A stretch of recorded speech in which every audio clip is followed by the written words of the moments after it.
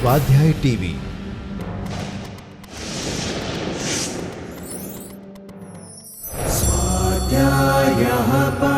Doctor Baba Saheb Ambedkar open university.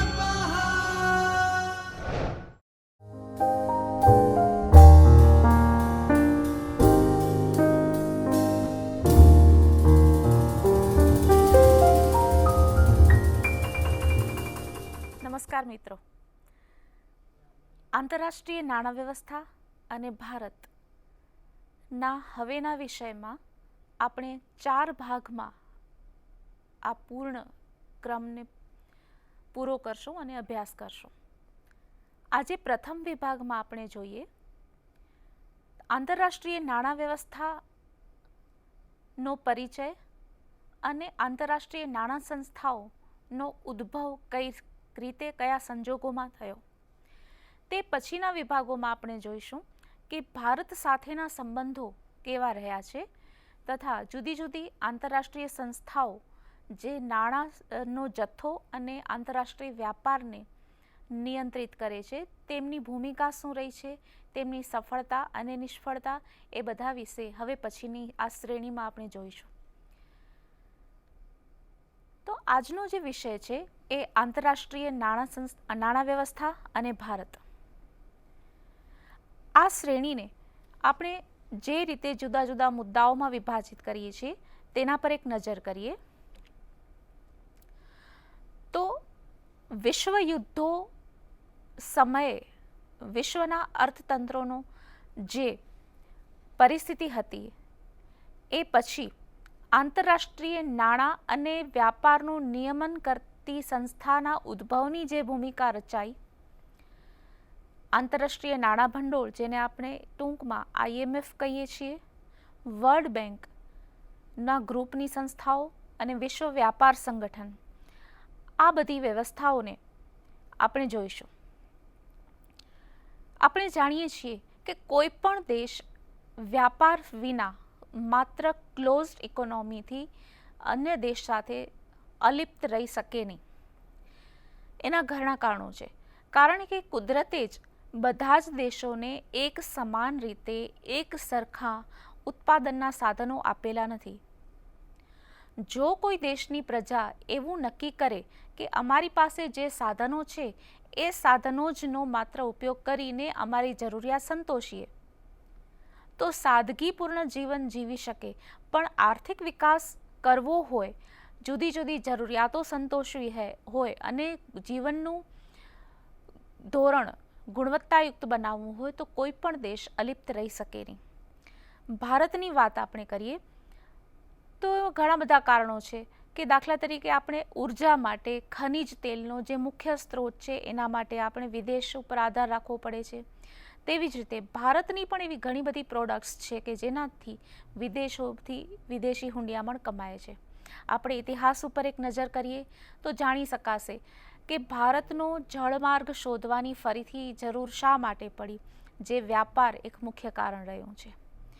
જેમ જેમ આ વ્યાપાર વિકસતો ગયો તેમ તેમ દેશ વિકસિત થતો ગયો. કુલ આંતરરાષ્ટ્રીય વેપારમાં કોઈ પણ દેશનો કેટલો ફાળો છે તેના આધારે તેના વિકાસની કક્ષા આપણે જોઈ શકીએ છીએ. તો આ જે આપણે સંસ્થાઓ જોઈએ તેમાં સૌથી પહેલાં તો આપણે જોઈએ ઇન્ટરનેશનલ મોનેટરી ફંડ, તે પછી આપણે જોશું વર્લ્ડ બેંક ગ્રુપ અને તે પછી આપણે જોઈએ વિશ્વ વ્યાપાર સંગઠન.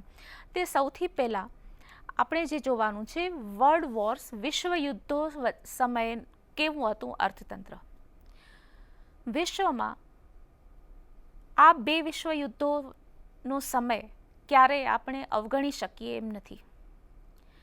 1930ની વૈશ્વિક મહામંદી, પ્રથમ વિશ્વયુદ્ધ અને દ્વિતીય વિશ્વયુદ્ધ, એના કારણે આખા વિશ્વનું અર્થતંત્ર આખું વિખેરાઈ ગયું, ડામાડોળ થઈ ગયું. તમે કલ્પના કરી જુઓ કે 1 સપ્ટેમ્બર 1939થી 1 સપ્ટેમ્બર 1939થી 2 સપ્ટેમ્બર 1945 સુધીના 6 વર્ષ જ્યારે દ્વિતીય વિશ્વયુદ્ધ ચાલ્યું ત્યારે તેની ભયાનક અસરો થઈ. હવે આ પરસ્પર સંબંધો પણ સમજવા જોઈએ કે કોઈ પણ વિશ્વ યુદ્ધ જ્યારે થાય છે ત્યારે તે માત્ર રાજકીય અસરો નથી કરતું, રાજકીયની સાથે સાથે અર્થતંત્ર ઉપરની અસરો પણ ઘણી હોય છે.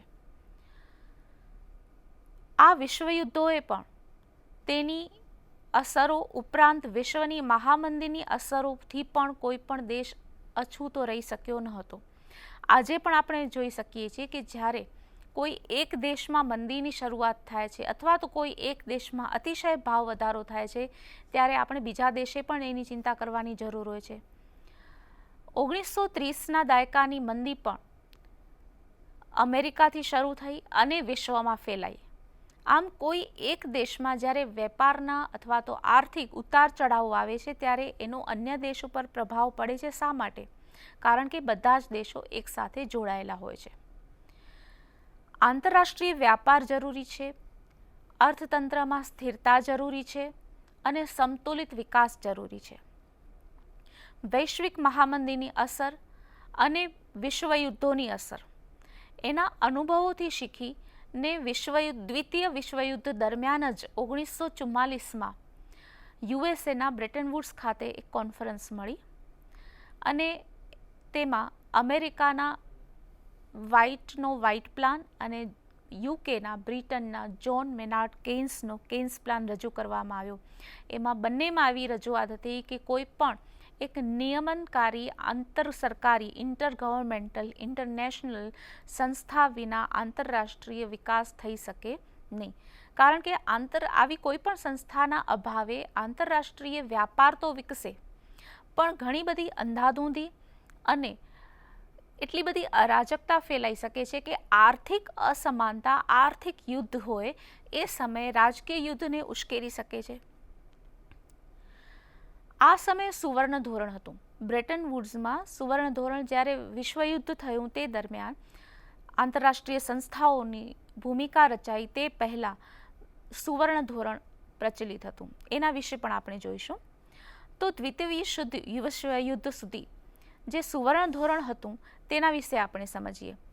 આંતરરાષ્ટ્રીય સંસ્થાઓ વ્યાપારનું જે રીતે નિયમન કરે છે તેના પહેલાં શું સ્થિતિ હતી તે સમજવું જરૂરી છે. તો બ્રેટન વુડ્સનું જે ગોલ્ડ સ્ટાન્ડર્ડ હતું તેમાં દરેક દેશ સુવર્ણનો વિનિમય તરીકે ઉપયોગ કરતો હતો. સુવર્ણની પાટો, જેને આપણે ગોલ્ડ બુલિયન કહીએ છીએ, તેના આધારે વ્યાપાર વિનિમય થતો હતો. અને વ્યાપાર તુલામાં કોઈ ખાધ હોય, લેણદેણની તુલામાં કોઈ ખાધ હોય તો કોઈ પણ દેશ પોતાની પાસેના સુવર્ણની નિકાસ કરે અને તે રીતે ખાધ સરભર થતી હતી. હવે એ સમયે યુએસએ પાસે વિશ્વના કુલ સોનાનું 2/3 એટલે કે 66% જેટલો જથ્થો યુએસએ પાસે હતો. એટલે યુએસએ એવો આગ્રહ રાખ્યો કે જે ગોલ્ડ સ્ટાન્ડર્ડ છે બ્રેટન વુડ્સ સિસ્ટમમાં માત્ર ગોલ્ડ સ્ટાન્ડર્ડ નહીં પણ સુવર્ણની સાથે સાથે ડોલર પણ એક ધોરણ તરીકે વ્યાપારના આંતરરાષ્ટ્રીય ચલણ તરીકે સ્વીકારાય. હવે આ બાજુ જે બીજી મહાસત્તા હતી United states of Soviet Russia USSR, એને આ પરિસ્થિતિ મંજૂર ન હતી કે ગોલ્ડની સાથે ડોલર પણ એક આંતરરાષ્ટ્રીય ચલણ તરીકે નો દરજ્જો મેળવે. આ સમયે એક જે વિશ્વયુદ્ધ ચાલતું હતું એ રાજકીય યુદ્ધની સાથે સાથે એક પેરેલલ કોલ્ડ વોર ચાલતું રહ્યું. શીત યુદ્ધ આપણે જેને કહીએ, જેમાં એકબીજાના અર્થતંત્રોને તોડી પાડવાની નીતિ, બેગર ધાય નેબર, તમારા પડોશીને ભિખારી બનાવો, એ પોલિસી બધા દેશોએ અપનાવી.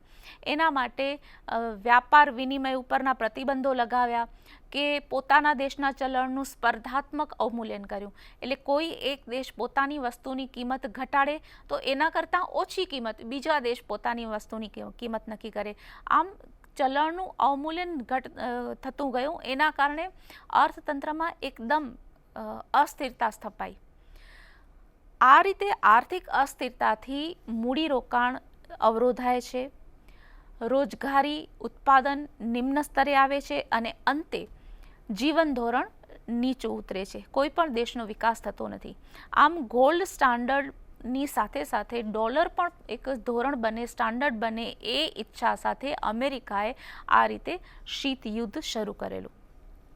હવે આ બધાની વચ્ચે જ્યારે બ્રેટન વુડ્સ ખાતે 1944માં કોન્ફરન્સ મળી અને વ્હાઇટ પ્લાન અને કેન્સ પ્લાન રજૂ થયા, એમાં સ્પષ્ટપણે સ્વીકારવામાં આવ્યું કે કોઈ પણ આંતરરાષ્ટ્રીય સંસ્થા જે નિયમન કરે આંતરરાષ્ટ્રીય વ્યાપારનું, એનું ખૂબ જરૂર છે, જે સરકાર દ્વારા નિયંત્રણ થાય. આમ એક સંભવિત તો શક્ય વિકાસ, આર્થિક વેપાર તો થતો હોય, પણ આંતરરાષ્ટ્રીય વેપાર એવી સ્થિતિમાં જો હોય કે જેમાં કોઈ નિયમનકારી સંસ્થા ન હોય, તો એમાં કોઈ પણ યુદ્ધ ફરીથી થઈ શકે એવી પણ સંભાવનાઓ હતી. આપણે આધુનિક ઇતિહાસ અથવા તો વર્તમાન સ્થિતિ જોઈએ તો પણ હંમેશા અર્થતંત્રને મજબૂત કરવાની સ્થિતિમાં જ કોઈ પણ દેશ પોતાના અર્થતંત્રનો ઉપયોગ કરે છે અને પોતાની રાજકીય સ્થિતિ મજબૂત બનાવી શકે છે. હવે આપણે ખાસ બીજી વસ્તુ જોવાની છે કે જેમાં આપણે કહી શકીએ આંતરરાષ્ટ્રીય મોનેટરી ફંડનું કાર્ય.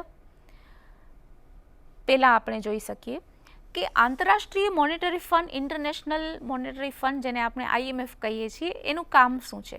તો આંતરરાષ્ટ્રીય નાણાકીય સહકારની સ્થાપના કરવી, સ્થિર અને સંતુલિત વિકાસને પ્રોત્સાહન આપવું, maintenance of real income and level of employment, વાસ્તવિક આવક અને રોજગારીનું ધોરણ જાળવવું, એક્સચેન્જ બેરિયર્સ, વિનિમયના જે પ્રતિબંધો અથવા તો આંતરરાષ્ટ્રીય વ્યાપાર વિનિમયના જે અડચણો આવે છે તેને દૂર કરવી, provision of foreign exchange to member countries to remove imbalance in balance of payment, વ્યાપાર તુલામાં જે અસમતુલા ઊભી થાય છે તેના માટે વિદેશી નાણાંનું નો પુરવઠો પૂરો પાડો.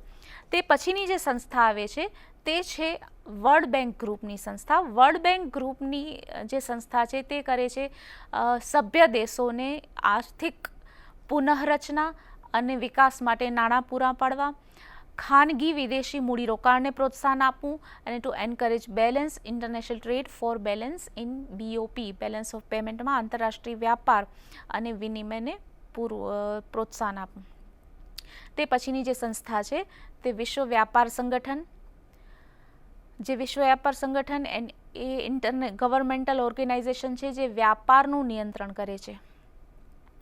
આમ આ સંસ્થાઓ વિશે આપણે વિસ્તૃતથી જોઈએ અને ભારત સાથેના તેના સંબંધો કેવા રહ્યા એ પણ આપણે જોવાનું છે. પણ આ આંતરરાષ્ટ્રીય સંસ્થાઓના નિર્માણની જે ભૂમિકા રચાઈ એના પહેલાં આપણે સમજવું જરૂરી છે કે આંતરરાષ્ટ્રીય વ્યાપાર શા માટે સહકારની સ્થિતિ સાથે વિકસવો જોઈએ. તો અહીંયા બે મુદ્દા આપણે જોવાના છે કે ગોલ્ડ સ્ટાન્ડર્ડ શું હતું એ આપણે જોયું અને importance of international economic cooperation and economic stability. આંતરરાષ્ટ્રીય વ્યાપારમાં આંતરરાષ્ટ્રીય સહકાર અને સ્થિરતાનું શું મહત્ત્વ છે? સામાન્ય રીતે આપણી એવી માન્યતા હોય છે કે અર્થતંત્રમાં વિકાસનું પરિબળ સ્પર્ધા હોય છે. જો સ્પર્ધા હોય તો આર્થિક વિકાસ થઈ શકે. બે વ્યાપારીઓ વચ્ચેની સ્પર્ધા, બે દેશો વચ્ચેની સ્પર્ધા પણ આ ખોટી માન્યતા છે. આંતરરાષ્ટ્રીય વ્યાપાર હોય કે કોઈ પણ એક દેશનું અર્થતંત્ર હંમેશા સહકારથી જ આગળ વધી શકે. અસ્થિર અર્થતંત્રથી મૂડીરોકાણ અવરોધાય છે, જે આપણે જોયું. મૂડીરોકાણ ન થવાથી ઉત્પાદન, રોજગારી અને જીવન ધોરણ નીચું આવે છે. આંતરરાષ્ટ્રીય સહકારનો મતલબ હોય છે કે એકબીજા દેશો સાથે કાચો માલ, મૂડી અને ઉત્પાદનના અન્ય સાધનોનું આવાગમન મુક્ત કરવું, વિનિમયના પ્રતિબંધો દૂર કરવા અને આ દરેક રીતે આંતરરાષ્ટ્રીય વેપારને ઉત્તેજન આપવું. જ્યારે ગોલ્ડ સ્ટાન્ડર્ડ અસ્તિત્વમાં હતું, સુવર્ણ ધોરણ અસ્તિત્વમાં હતું, એ 1945 પછી દ્વિતીય વિશ્વયુદ્ધ પછી તેની વ્યવસ્થા પડી ભાંગી અને એની જગ્યાએ કોઈ એવી સંસ્થા હોવી જોઈએ કે જે નાણાંનો જથ્થો અને વેપાર એ બંનેને નિયંત્રિત કરે. હવે નાણાંનો જથ્થો કઈ રીતે? આખા વિશ્વનો નાણાંનો જથ્થો નિયંત્રિત કરવામાં પરિસ્થિતિ એ ઊભી થઈ કે જ્યારે વિશ્વયુદ્ધ પહેલાં બ્રેટન વુડ્સની ગોલ્ડ સ્ટાન્ડર્ડની સિચ્યુએશન હતી, એ વખતે વિશ્વના દેશો વચ્ચે જે વ્યાપાર થતો તેમાં એક જ ચલણ હતું, તે હતું સોનું. બધા જ દેશ સુવર્ણનો સ્વીકાર કરતા હતા. પણ વિશ્વયુદ્ધ પછી દરેક દેશે પોતાનું જ ચલણ વેપારમાં ઉપયોગ થાય એવો આગ્રહ રાખ્યો. શરૂઆત થઈ USAના ડોલરથી. તો આ સ્થિતિ નિવારવા માટે આંતરરાષ્ટ્રીય વિનિમય, જુદા જુદા ચલણો વચ્ચેનો વિનિમય દર અને સુવર્ણ, હવે આ સ્થિતિમાં દરેક દેશ જ્યારે પોતાનું ચલણ એક સોના સાથે ટાઈઅપ કરે છે, ગોલ્ડ સોનું સાથે એનું વિનિમય દર નક્કી થાય છે, તેવી જ રીતે જો સુવર્ણની સાથે સાથે જો ડોલર સાથે પણ એનું ચલણનો વિનિમય દર નક્કી કરવાનો રહેતો હોય, પાઉન્ડ સાથે નક્કી કરવાનો રહેતો હોય કે અન્ય દેશના કોઈ પણ અન્ય ચલણો સાથેનો જ્યારે વિનિમય દર નક્કી કરવાનો રહેતો હોય, ત્યારે આ એક પરિસ્થિતિ મુશ્કેલ બને છે. આપ સમજી શકો છો કે એક જ ચલણનો, દાખલા તરીકે આપણે ઉદાહરણ લઈએ રૂપિયાનું જ્યારે ચલણ વિનિમય દર નક્કી થાય છે, ત્યારે અનેક બીજા જુદા જુદા ચલણો સાથેનો વિનિમય દર એક અલગ અલગ નક્કી કરવો પડે છે. જ્યારે બ્રેટન વુડ્સ સિસ્ટમમાં શું હતું કે દરેક દેશ માત્ર વ્યાપાર માટે, આંતરરાષ્ટ્રીય વેપાર માટે સુવર્ણનો જ ઉપયોગ કરતું, એટલે વિનિમય દરમાં અસ્થિરતા ન આવતી. હવે અત્યારની સ્થિતિ બ્રેટન વુડ્સ સિસ્ટમની નિષ્ફળતા પછી અથવા તો ગોલ્ડ સ્ટાન્ડર્ડની નિષ્ફળતા પછી કોઈ પણ એક દેશે જુદા જુદા દેશોના દરેક દેશના ચલણો સાથે એનો પોતાનો અલગ અલગ વિનિમય દર નક્કી કરવો પડતો. એટલે આમ આખી અસ્થિરતા ઊભી થઈ. રૂપિયાનો વિનિમય દર દરેક દેશના ચલણ સાથે નક્કી થતો.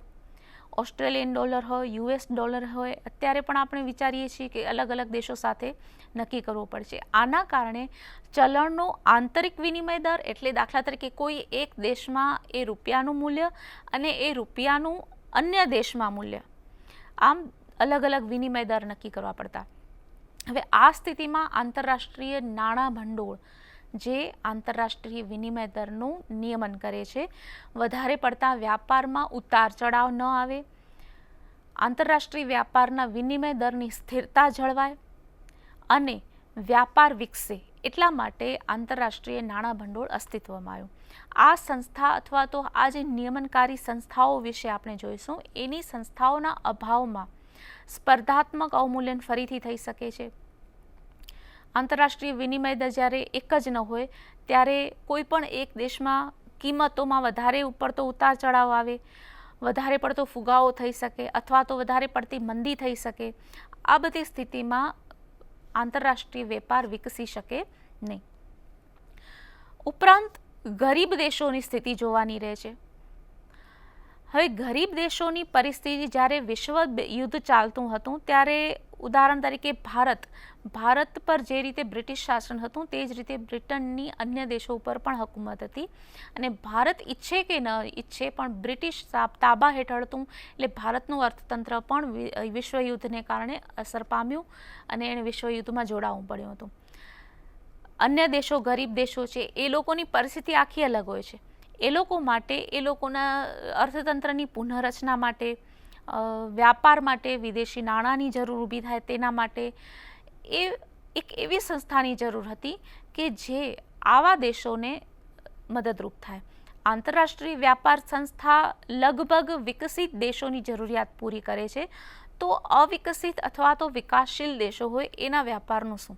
એના માટે વિશ્વ બેંક ગ્રુપ નામની સંસ્થાઓ, એમાં 5 સંસ્થાઓનું જે ગ્રુપ બનેલું છે, વર્લ્ડ બેંક ગ્રુપ, એ અસ્તિત્વમાં આવ્યા, જે ગરીબ દેશોને વ્યાપારમાં મદદરૂપ થાય છે, સભ્ય દેશોને. ભારત આ બધી સંસ્થાઓનું સ્થાપના સમયથી સભ્ય રહ્યું છે. જુદા જુદા સમયે આંતરરાષ્ટ્રીય વ્યાપાર માટેની જે સંસ્થાઓ છે, નાણાં ભંડોળ છે, એના માટે ભારતને પણ ઘણી બધી સહાયતા મળી રહી છે. આ બધું હવે પછીની શ્રેણીમાં આપણે જોઈએ. તો એના માટે આંતરરાષ્ટ્રીય નાણાં સંસ્થા અને ભારત, વિશ્વ બેંક ગ્રુપ છે અને ભારત, અને વિશ્વ વ્યાપાર સંગઠન અને ભારત, આ હવે પછીની શ્રેણીમાં આપણે લઈશું. તો ફરીથી એક વખત આપણે આજની શ્રેણી વિશે જોઈ લઈએ. તો આંતરરાષ્ટ્રીય નાણાં વ્યવસ્થા અને ભારતનો જે સંબંધ છે એ આપણે અહીંયા ધ્યાનમાં લેવાનો છે. વિશ્વયુદ્ધો અને એને કારણે આંતરરાષ્ટ્રીય સંસ્થાઓ જે નિયંત્રણ કરે એવી સંસ્થાઓની જરૂરિયાત ઊભી થઈ. નવી આંતરરાષ્ટ્રીય સંસ્થાઓ સમયે જે સુવર્ણ ધોરણ હતું એ નિષ્ફળ ગયું, એટલા માટે આંતરરાષ્ટ્રીય સંસ્થાઓની જરૂર ઊભી થઈ. આંતરરાષ્ટ્રીય નાણાં ભંડોળ, વિશ્વ બેંક ગ્રુપ અને વિશ્વ વ્યાપાર સંગઠન, આ 3 વિશ્વના વ્યાપાર, નાણાંનો જથ્થો, વિનિમય દર અને વ્યાપારનું નિયંત્રણ કરે છે.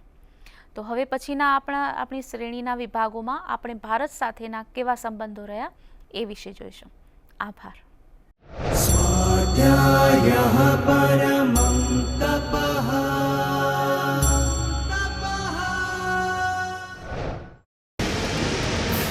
સ્વાધ્યાય ટીવી